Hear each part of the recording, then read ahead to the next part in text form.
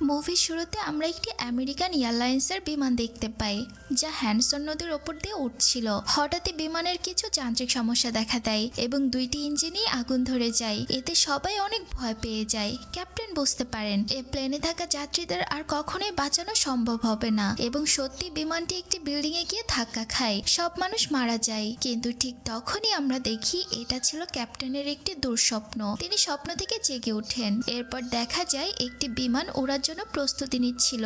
এই বিমানের ক্যাপ্টেন হলেন চেসলি সোলে এবং কো পাইলট হচ্ছে জেফ। তারা হ্যানসন এয়ারপোর্ট থেকে 160 জন যাত্রী নিয়ে আকাশে উঠতে চলেছে। এখানে বলা হয় ক্যাপ্টেন সোলের 42 বছরের উড়োজাহাজ চালানোর অভিজ্ঞতা আছে। তিনি অত্যন্ত দক্ষ একজন পাইলট। তবে দুর্ঘটনা কখন কিভাবে আসে সেটা আমরা কেউই জানি না। কো পাইলট জেফের অভিজ্ঞতা তুলনামূলক কম ছিল এবং তিনি মজার ছলে কথা বলতে পছন্দ করতেন। যাত্রীরা খুশি ছিল, সবকিছু স্বাভাবিকভাবেই চলছে। প্রায় 1 ঘন্টা পর হঠাৎ জেফ দেখতে পায় একটি পাখির ঝাঁক সরাসরি ইঞ্জিনের দিকে আসছে। মুহূর্তের মধ্যে পাখিগুলো ইঞ্জিনে ঢুকে পড়ে এবং উভয় ইঞ্জিন ভয়ঙ্করভাবে বিকল হয়ে পড়ে। ইঞ্জিন বন্ধ হয়ে যাওয়ার পর প্লেনের ব্যালেন্স নষ্ট হতে শুরু করে। পেছনের যাত্রীরা আতঙ্কিত হয়ে পড়ে। স্টাফরা যাত্রীদের শান্ত করার চেষ্টা করে যেন সবকিছু স্বাভাবিক আছে। সলে ও জেফ চেক করে জানতে পারেন বিমানের ইঞ্জিনের ভেতরে পাখি ঢুকে পড়ায় ভয়াবহ আগুন ধরে গিয়েছে এবং ইঞ্জিন এখন আর তাদের নিয়ন্ত্রণে নেই। বিমান সোজা নিচের দিকে নামতে শুরু করে। স্টাফরা যাত্রীদের সিট বেল্ট বাঁধতে বলেন। যাত্রীরা এখনো জানেন না যে দুইটি ইঞ্জিনই নষ্ট হয়ে গিয়েছে। দুই যাত্রী নিজেদের মধ্যে কথা বলছিলেন। এমন সময় প্লেনের লাইট হঠাৎ করে বন্ধ হয়ে যায়। এতে আতঙ্ক আরো বেড়ে যায়। বিমান বাঁচাতে ক্যাপ্টেন সোলে এভিয়েশন কন্ট্রোল রুমে যোগাযোগ করেন এবং জানান, আমাদের বিমান পাখির ঝাঁকের সাথে ধাক্কা লেগেছে এবং দুইটি ইঞ্জিনই বন্ধ হয়ে গিয়েছে। তারা খুবই তাড়াতাড়ি ফিরে আসতে চায়, কোনো একটা ব্যবস্থা করো। কন্ট্রোল রুমের অফিসার প্যাট্রিক পরিস্থিতি শুনে সিনিয়রদের ডাকেন। তারা সিদ্ধান্ত নেয় বিমানটি লাগারডিয়া এয়ারপোর্টে জরুরি ল্যান্ডিং করাবে। স্টাফদের জরুরি প্রস্তুত নিতে বলা হয়, কিন্তু ক্যাপ্টেন সলে বলেন, আমরা লাগারডিয়া পর্যন্ত পৌঁছাতে পারবো না। এর আগে প্লেনটিকে নিচে নামাতে হবে। লাগারডিয়া পৌঁছাতে পৌঁছাতে প্লেনটি নিচে পড়ে যেতে পারে, তাই আমাদের হ্যানসন নদীর পানিতে প্লেনটিকে অবতরণ করতে হবে। কিন্তু অফিসার তাকে এটা করতে না করেন। কথা বলতে বলতে কন্ট্রোল রুমের সাথে যোগাযোগ বিচ্ছিন্ন হয়ে যায়। প্যাট্রিক ভীষণ হতাশ হয়ে পড়েন। তার সিনিয়ররা বলেন, এত বড় প্লেনকে আর বাঁচানো হয়তো সম্ভব নয়। এভিয়েশন রুমে সবাই প্রার্থনা করতে থাকে যেন মানুষগুলো বেঁচে যায়। প্যাট্রিকের চোখে পানি আসে, কারণ তিনি ভাবেন 160 জনের প্রাণ তিনি রক্ষা করতে পারবেন না। তবুও প্যাট্রিক হাল ছাড়েন না। তিনি এলাকায় উঠতে থাকা অন্যান্য সব প্লেনকে ডাকতে থাকেন এবং জিজ্ঞেস করেন, তোমরা কি ফ্লাইট 1549 কে কোথাও দেখেছো? একটি রুটে থাকার সময় প্যাট্রিক আরো একটি প্লেনের সাথে যোগাযোগ করার চেষ্টা করেন। তিনি যোগাযোগটি পান একটি পাইলটের সঙ্গে। তাকে তিনি বলেন, এয়ারওয়ের বিমান দেখা গেলে অবশ্যই তাদের খবর দিতে, কিন্তু সেখান থেকে কোনো তথ্যই আসে না। এতে প্যাট্রিক ভীষণ হতাশ হয়ে পড়েন। তার সিনিয়র তাকে বলেন, এতে তোমার কোনো দোষ নেই, যাও তুমি একটু বিশ্রাম নাও, কারণ এই ঘটনা তাকে মানসিকভাবে খুব নাড়া দিয়ে ফেলেছিল। এরপর আমরা দেখি এক ব্যক্তি গাড়িতে করে যাচ্ছিল। হঠাৎ তিনি জানলা দিয়ে দেখেন একটি বিমান খুব নিচ দিয়ে মাটির দিকে নামছে। অন্য আরেকজন বৃদ্ধ লোকও নিজের চোখে এই ভয়াবহ দৃশ্যটি দেখে। বিমানটি দ্রুত গতিতে নদীর দিকে পড়ে যাচ্ছে। এরপর প্লেনের ভেতরে দৃশ্য দেখানো হয়। ক্যাপ্টেন সলে যাত্রীদের বলেন, আমরা খুব জোরে ধাক্কা খেতে চলেছি, সবাই প্রস্তুত থাকো।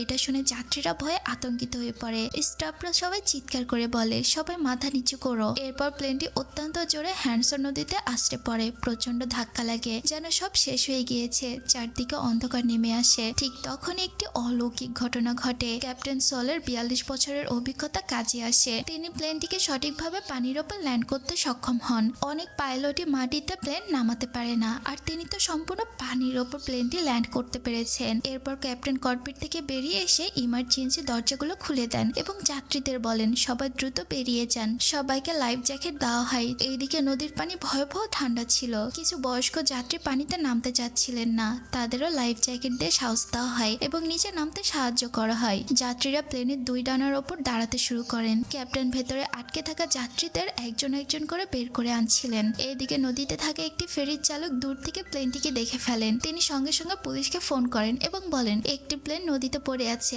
আপনারা তাড়াতাড়ি চলে আসুন। একটি রেস্কিউ হেলিকপ্টার দ্রুত ঘটনাস্থলে পৌঁছে যায়। কিছু যাত্রী ডুবে যাওয়ার ভয়ে সাঁতরে তীরে পৌঁছানোর চেষ্টা করছিল, কিন্তু এত ঠান্ডা পানিতে সাঁতার কেটে নদী পার হওয়া অসম্ভব ছিল। এরপর এরপর ফেরিটি তাদের কাছে আসলে একে একে সবাইকে সেই ফেরিতে উঠিয়ে দেওয়া হয়। আর যিনি মাঝ নদীতে সাঁতার কাটছিলেন হেলিকপ্টার দিয়ে তাকে উদ্ধার করা হয়। ধীরে ধীরে অনেক নৌকার উদ্ধারকারী দল সেখানে পৌঁছিয়ে যায়। যাত্রীরা প্লেনের ডানার উপর দাঁড়িয়েছিলেন। সবাইকে নিরাপদে বের করার পর অবশেষে ক্যাপ্টেন সলে নিজেকে প্লেন থেকে বের করেন, কারণ যাত্রীদের জীবন বাঁচানোই তার প্রথম দায়িত্ব ছিল।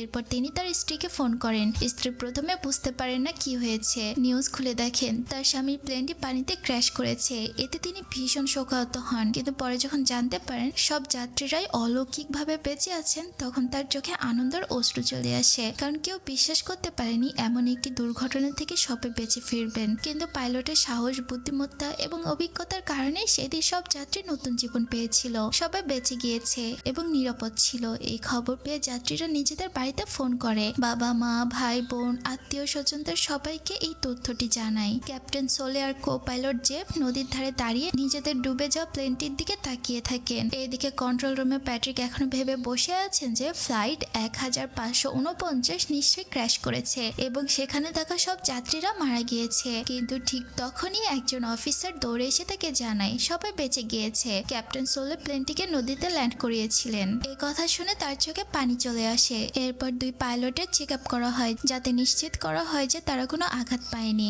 এখন তারা সবার চোখে নায়ক। হোটেলে ফিরে এলে হোটেলের ম্যানেজার ক্যাপ্টেনকে জিজ্ঞেস করেন, স্যার আমি কিভাবে আপনাকে সাহায্য করতে পারি? ক্যাপ্টেন সোলে বলে, আমার কাপড়গুলো ড্রাই ক্লিনে দিয়ে দিন। এটি শুনে ম্যানেজার আবেগে বলে ওঠে, স্যার এই পুরো হোটেলটাই আপনারই, শুধু আপনি বলবেন আপনার কি কি লাগবে। এরপর তিনি ক্যাপ্টেনকে জড়িয়ে ধরেন। এরপর কিছু অ্যাভিয়েশন অফিসার ক্যাপ্টেন এবং কো পাইলটকে জিজ্ঞাসাবাদের জন্য অফিসে ডাকেন, কেননা তদন্ত করতে হবে প্লেনটি কিভাবে ক্র্যাশের অবস্থায় পড়েছিল এবং প্লেনের কোনো ভুল ছিল কিনা। অফিসে তাদের অনেক প্রশ্ন করা হয়। একজন অফিসার ক্যাপ্টেন সোলেকে বলেন, আমাদের ইঞ্জিনিয়াররা তদন্ত করে দেখেছেন তখন প্লেন বেশ উঁচুতে ছিল, তারপরেও আপনি কেন আলগার্জিয়া এয়ারপোর্টে নামলেন না? সোলে উত্তর দেন, ইঞ্জিনিয়াররা পাইলট নন, সে সময় আকাশে তারা ছিলেন না, আমি ছিলাম। আমি যে পরিস্থিতি সামলিয়েছি তার অনুভূতি তারা কাগজে লিখে বোঝাতে পারবেন না। এরপর অফিসার বলেন, আমরা কম্পিউটার সিমুলেশনে দেখব, যেখানে একই পরিস্থিতি টেস্ট করা হবে, তখন বোঝা যাবে নদীতে নামানো সত্যি দরকার ছিল কিনা। সোলে তখন রাজি হন, কিন্তু অফিসাররা বলেন এই টেস্ট গোপনে রাখা হবে এবং তারা এটা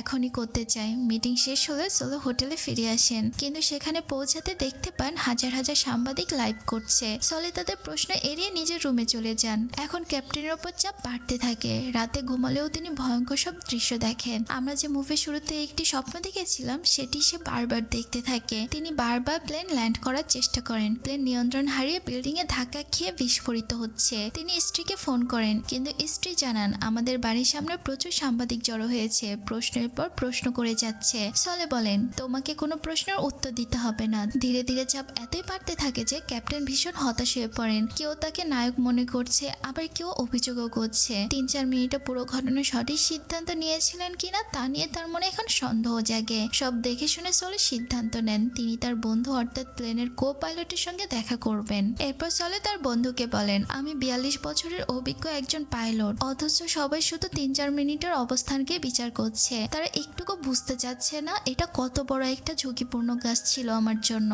সে আরো বলে, ওরা বুঝতেই পারছে না যদি আমি পানির বদলে প্লেনটিকে মাটিতে নামাতাম তাহলে একজন মানুষও আর বেঁচে থাকতে পারতো না। এরপর দেখা যায় সোলে এক রিপোর্টারের কাছে সাক্ষাৎকার দিচ্ছেন। রিপোর্টার জিজ্ঞেস করেন, আপনার কত বছরের ফ্লাইট এক্সপিরিয়েন্স? সোলে উত্তর দেয়, 42 বছরের অভিজ্ঞতা। বিমান চালানোই আমার একমাত্র লক্ষ্য ছিল। কথা বলতে বলতে তিনি নিজের যৌবনে সে দিনগুলোতে ফিরে যান যখন তিনি ছোট ছিলেন এবং প্রথম বিমান উড়ানো শিখেছিলেন। তার শিক্ষক তার বিমান ওড়া দেখে খুবই খুশি হতেন এবং প্রশংসাও করতেন। এরপর সোলেকে আবারও তদন্তের জন্য ডাকা হয়, যেখানে আগেরই মতো একই প্রশ্ন বারবার করা হয়। তখন যাত্রীরা ক্ষুব্ধ হয়ে বলেন, যদি ক্যাপ্টেন সোলে সেই সিদ্ধান্ত না নিতেন আমরা আজ সেখানে জীবিত অবস্থায় থাকতাম না। তবুও তদন্তকারীরা বলেন তাদের সবকিছু পরীক্ষা করতে হবে। একজন মহিলা অফিসার বলেন, সিমুলেশন এখনই প্রকাশ করা যাবে না। মিডিয়াতে ইতিমধ্যে আমাদের অনেক বদনাম হয়েছে, আমরা সেটা আর বাড়াতে চাই না। তিনি আরো জানান, প্লেনের একটি ইঞ্জিন এখনো পানির নিচে আছে, সেটি না পাওয়া পর্যন্ত সঠিকভাবে পরীক্ষা করা যাবে না। দ্বিতীয় ইঞ্জিন উদ্ধার হলে বোঝা যাবে আসলে ইঞ্জিনের ত্রুটি ছিল কিনা। তারপরে সিদ্ধান্তে পৌঁছানো যাবে ক্যাপ্টেনের কোনো ভুল ছিল কিনা। অবশেষে সেই দিন আসে যখন সিমুলেশন পরীক্ষা চালানোর তারিখ ঠিক হয়। ক্যাপ্টেন সোলে আর co pilot Jeff department of transportation হেডকোয়ার্টারে পৌঁছান। হলরুমে ইতিমধ্যে বহু কর্মকর্তা, বিমান নিয়ন্ত্রক এবং তদন্ত কমিটির সদস্যরাও বসে আছেন। একজন মহিলা অফিসার বলেন, ককপিটের ভয়েস রেকর্ডিং শোনার আগে আমরা প্রথমে দুর্ঘটনার সিমুলেশন দেখব। এবার সিমুলেশন শুরু হয়। এর লক্ষ্য ছিল যদি সেই দিন ক্যাপ্টেন সোলে প্লেনটিকে আবারও এয়ারপোর্টে ফিরিয়ে আনতেন তাহলে কি নিরাপদে ল্যান্ডিং সম্ভব হতো কিনা, নাকি প্লেনটি ভেঙে যেত। কম্পিউটারের একের পর এক পুরো ঘটনা পুনরায় তৈরি করা হয়। পাখিদের আক্রমণ, ইঞ্জিন বন্ধ হয়ে যাওয়া, নিচের দিকে নেমে আসা সবকিছুই আগের মতনই দেখানো হয়। শেষে দেখা যায় সিমুলেশন অনুযায়ী প্লেন এয়ারপোর্টে ঠিকভাবে ল্যান্ড করা সম্ভব ছিল, অর্থাৎ কম্পিউটারের হিসাবে ক্যাপ্টেন ভুল ছিল। এরপর দ্বিতীয় সিমুলেশন চালানো হয় যেখানে প্লেনকে অন্য রানওয়েতে নামানোর চেষ্টা করা দেখানো হয়। সেখানেও কম্পিউটার দেখায় প্লেন নাকি ল্যান্ড করতে পারত। এই দেখে উপস্থিত সবাই অনেক অবাক হয়ে যান। একজন অফিসার বলেন, আমরা আপনার কাছে এই আশা করিনি। তখন ক্যাপ্টেন সোলে দৃঢ় স্বরে বলেন, এই সিমুলেশন ভুল, কারণ এইগুলো চালাচ্ছে এমন কিছু মানুষ যারা কখনোই সত্যিকারের প্লেন ওড়ায়নি। ওদের সামনে কোনো যাত্রী নেই, তাই কারো মৃত্যুর ভয়ও নেই। কম্পিউটারের আগে থেকে নির্দেশ দেওয়া হয়েছে সরাসরি এয়ারপোর্টে ফিরে যেতে, কিন্তু আমরা সেদিন এই সিদ্ধান্ত নেওয়ার আগে সময় পাইনি। সেই সময় আতঙ্ক, চাপ আর সেকেন্ডের ভেতরে সিদ্ধান্ত নিতে হয়েছে। এই সিমুলেশনগুলো কৃত্রিম, আর আমাদের এই ভয় সম্পর্কে ওরা কিছুই জানে না। সোলে আরো বলেন, এটা কোনো ভিডিও গেম নয়, এটা জীবন মৃত্যুর প্রশ্ন। এখানে এক সেকেন্ডের ভুলেও শত মানুষের জীবন শেষ হয়ে যেতে পারত, কিন্তু তদন্তকারীরা যেভাবেই হোক দুই পাইলটকে ভুল প্রমাণ করতে চাচ্ছিল। সোলে তখন জিজ্ঞেস করে, পাইলটকে সিদ্ধান্ত নিতে কত সেকেন্ড সময় দেওয়া হয়েছে? একজন অফিসার বলেন, 35 সেকেন্ড। সোলে বিস্মিত হয়ে বলেন, এত বড় সিদ্ধান্ত নেওয়ার জন্য মাত্র 35 সেকেন্ড? আমরা বাস্তবে প্রায় 300 সেকেন্ড মানে 5 মিনিট চিন্তা করে সিদ্ধান্ত নিয়েছিলাম। এরপর সেদিনের মধ্যে একই শর্তে আবার সিমুলেশন চালানো হয়, কিন্তু এইবার 30 সেকেন্ডের সময় দেওয়া হয়। কম্পিউটারের সিমুলেশন প্লেন রানওয়েতে পর্যন্ত পৌঁছাতে না পারায় প্লেনটি ক্র্যাশ করে। এতে বোঝা যায় ক্যাপ্টেন সোলের সিদ্ধান্তই ছিল 100% সঠিক। সবার ভেতরে তার প্রতি সম্মান ও বিশ্বাস তৈরি হয়। এরপর এক অফিসার সবাইকে হেডফোন পড়তে বলেন, কারণ এখানে চালানো হবে ককপিটের ভয়েস রেকর্ডিং, অর্থাৎ দুর্ঘটনার সময় ককপিটের পাইলটদের সমস্ত কথোপকথন সেখানে রেকর্ড আছে। রেকর্ডিং প্লে হতেই সবাই শুনতে পায় পাখিরা কিভাবে প্লেনের ইঞ্জিনে আঘাত করে। এরপর দুই পাইলটের আতঙ্ক ভরা মুহূর্ত এবং সেখানে এয়ার ট্রাফিক কন্ট্রোলারের নির্দেশনাও শোনা যাচ্ছিল। কন্ট্রোল রুম থেকে সোলেকে রানওয়েতে ফিরতে বলা হলেও সেই মুহূর্তে পাইলটরা বুঝে ফেলেছিল যে ওই উচ্চতায় ফিরে যাওয়া সম্ভব নয়। তাই সোলে ঝুঁকি নিয়ে সিদ্ধান্ত নেয় হ্যান্ডসন নদীতে ইমার্জেন্সি ল্যান্ডিং করবেন। এটাই ছিল একমাত্র সঠিক সিদ্ধান্ত, যার কারণে 160 জন যাত্রীর জীবন বেঁচে যায়। রেকর্ডিং শোনার পর সোলে এবং জোসেফ হলরুম থেকে বেরিয়ে যান। তাদের আবারও ডেকে আনা হয়। এরপর মহিলা অফিসার জানাতে শুরু করেন, আমরা এখনই প্লেনের দ্বিতীয় ইঞ্জিন উদ্ধার করেছি। পরীক্ষায় দেখা গিয়েছে ইঞ্জিন সম্পূর্ণভাবে নষ্ট এবং ক্ষতিগ্রস্ত ছিল, অর্থাৎ ক্যাপ্টেন সোলের সিদ্ধান্ত একদম সঠিক ছিল। তিনি যদি নদীতে ল্যান্ড না করতেন একজন মানুষেরও জীবন বাঁচত না। তখন সোলে শান্ত গলায় বলে, আমি একা কিছু করিনি, আমার co pilot Jeff, Kevin, crew আর যারা নদীতে নেমে যাত্রীদের উদ্ধার করেছে সবাই একসাথে কাজ করেছে। আমি সবাইকে ধন্যবাদ দিতে চাই। কো পাইলট জেফকে জিজ্ঞেস করা হয়, একই পরিস্থিতি হলে আপনি কি আবারও সেই সিদ্ধান্ত নিতেন? তখন জেফ হেসে বলেন, হ্যাঁ, তবে জুলাই মাসে হলে ভালো হতো, তাহলে অত্যন্ত হ্যান্ডসন নদীর পানি একটু গরম থাকতো। সবাই তখন হেসে ওঠে আর এইভাবেই সিনেমাটি এখানেই শেষ হয়ে যায়। তো আমার প্রিয় বন্ধুরা, কেমন লাগলো আজকের মুভি এক্সপ্লেনেশন অবশ্যই কমেন্ট বক্সে জানিয়ে দেবেন। আরও নতুন নতুন গল্প শোনার জন্য আমাদের চ্যানেলটিকে সাবস্ক্রাইব করে রাখবেন। আবারও কথা হবে অন্য কোনো একটা গল্প নিয়ে। ততক্ষণ পর্যন্ত আপনারা ভালো থাকবেন, সুস্থ থাকবেন। আল্লাহ হাফেজ।